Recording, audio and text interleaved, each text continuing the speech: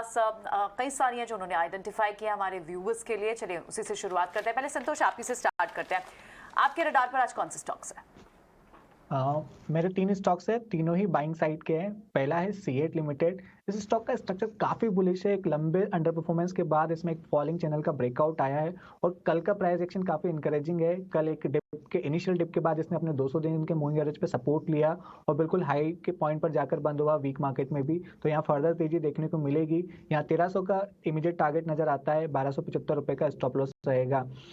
1175 रुपए का stop loss रहेगा। मेरा दूसरा स्टॉक श्रीराम ट्रांसपोर्ट फाइनेंस है। इस स्टॉक की भी बात करें तो इसका भी स्ट्रक्चर काफी बुलिश है। पिछले कुछ दिनों पहले इसमें एक ब्रेकआउट आया था और एक कंसेंसस बाई बन गया था, लेकिन उसके बाद हमको एक पुल बैक देखने को मिला। पुल बैक के दौरान इसने अपने 20 डे मूविंग एवरेज पे सपोर्ट लिया और फिर से बाउंस बैक दिखा रहा है। तो यहाँ पे 1321 के टारगेट रहेंगे। 1275 रुपए का स्टॉप लॉस रहेगा।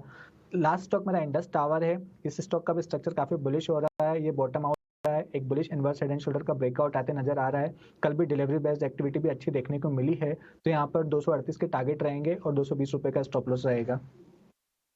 Right, CEAT limited, Shriram transport finance और इंडस टावर। और इसमें से एक कॉल आपको कौन सी पसंद आएगी अजय? सीएट लिमिटेड। देखिए, सीएट को मैं जरूर से ध्यान पर रखूंगा क्योंकि domestic auto industry CEAT capture करता है बहुत अच्छी तरह। उसके पास ग्लोबल एक्सपोजर नहीं है और डोमेस्टिक ऑटो 8 साल के अंडर परफॉर्मेंस के बाहर आ रही है। हमारे सारे टेक्निकल पैनलिस्ट ही आए दिन कॉल भी दे रहे हैं उसके ऊपर। करेक्ट। तो सीएट डोमेस्टिक ऑटो रिकवरी का प्ले है। क्रूड नीचे आता है, रबर नीचे आता है, तो इसको नजर आई है। कुछ कॉर्पोरेट अनाउंसमेंट की भी बातें चल रही है बाजार में अनकन्फर्म। बट मैं एक स्टॉक, आपके ट्रेडिंग पिक्स बताइए आप। जी बिल्कुल।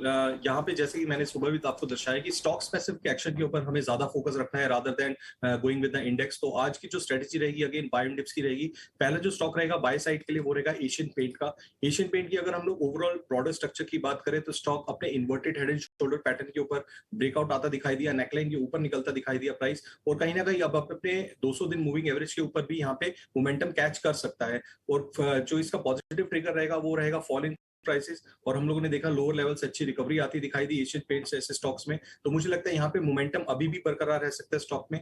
कल स्टॉक ने क्लोजिंग दी है लगभग 2940 के लगभग। तो यहाँ पे मुझे लगता है मोमेंटम पिक की तरह एशियन पेंट में हम लोग ट्रेड लेने की सलाह देंगे। स्टॉप लॉस यहाँ मेंटेन करने की जरूरत है 2880 के नीचे।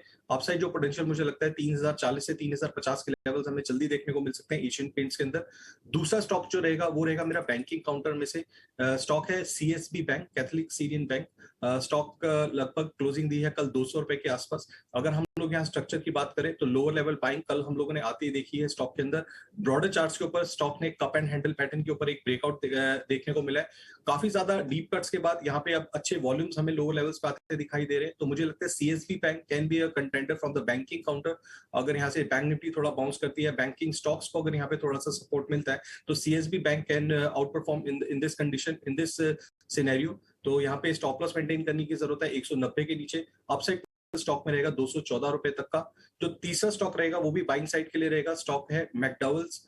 स्टॉक ने क्लोजिंग दी है 824 825 के आसपास। Again stock has managed to close above its all important moving averages, long term moving averages के ऊपर क्लोजिंग आती दिखाई दी है। मुझे लगता है मोमेंटम मैकडॉवेल में अभी भी कैरी कर सकते हैं हम लोग। स्टॉप लॉस मेंटेन करने की जरूरत है 805 के नीचे। अपसाइड पोटेंशियल मुझे लगता है यहाँ पे मैकडॉवेल में 860 तक का। तो 3 बाइंग पिक्स रहेंगी मेरी तरफ से, Asian paints, CSB bank and the third one is McDowell. तीनों बाय कॉल्स हैं आपकी, क्षितिज की। और चलिए एक बार बात कर लेते हैं कुछ से भी। कुछ आपकी कॉल्स क्या होंगी? कुछ ऐड करना चाहते हैं? हाँ, मैं एक कुछ से हम जाएं, एक बात एशियन पेंट्स पे ऐड करना चाहूँगा कि एशियन पेंट के रिजल्ट जो है इस बार आप ज़रूर अपने रेडार पे रखिएगा क्योंकि पीक ऑफ क्रूड हो चुका है और इन्होंने इसको एंटिसिपेट करके 2 से 3 बार प्राइस हाइक्स लिए हुए हैं। तो अगर आप ये सोच के बैठे हैं कि इस बार भी मार्जिन प्रेशर आएगा तो आप अपने नंबर्स को एक बार शायद करना चाहें, उतना मार्जिन प्रेशर शायद ना नजर आए। तो ये तो सारे पेंट काउंटर्स के लिए होगा या फिर एशियन पेंट्स के लिए स्पेसिफिक? मेनली एशियन पेंट्स सभी, लेकिन एशियन पेंट्स जो है उसकी पास ऑन करने की क्षमता जो है बड़ी फ्रेंचाइजीज की ज्यादा होती है। ये इसने इजीली 2 से 3 बार प्राइस हाइक ऑलरेडी ले लिए वर्स्ट फैक्टर इन करके। $135 क्रूड पे इन्होंने प्राइस हाइक लेना शुरू कर दिया था, आज 99।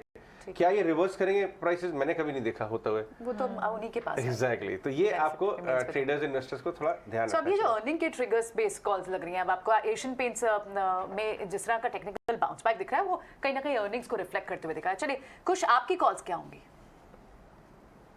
जी हाँ, मेरी भी 3 कॉल्स हैं और तीनों ही ऑन द बाय साइड हैं।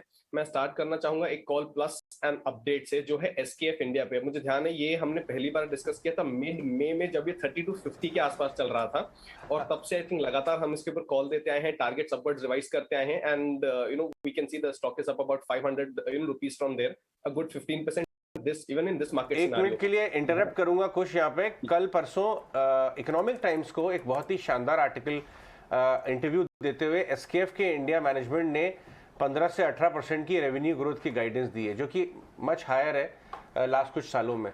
तो मैं आपको ये बता दूं कि डेफिनेटली बाजार को भी रुचि है और ऑन ग्राउंड भी चीजें बदल रही हैं एसकेएफ में। आगे बताइए।